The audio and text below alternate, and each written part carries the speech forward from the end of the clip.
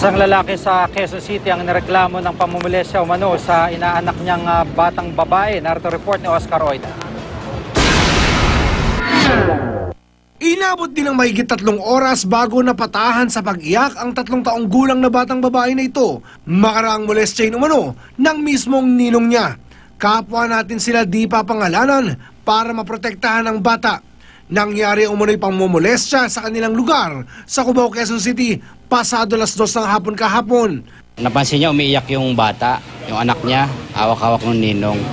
So kinukuha niya yung bata, tapos nung makuha niya, tinanong niya kung ano nangyari.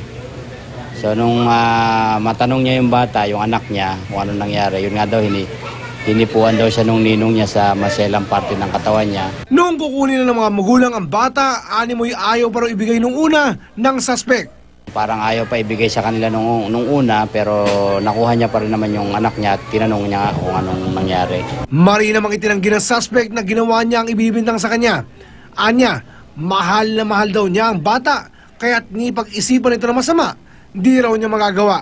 Gano'n ba katotoo yung binibintang sa'yo? Hindi po totoo. Hindi ko po kaya gawin pong masyahin po yun.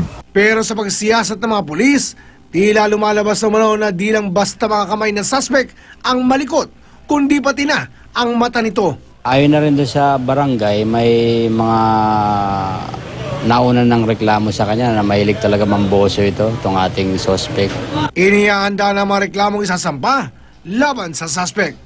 Oscar Oida, GMA News.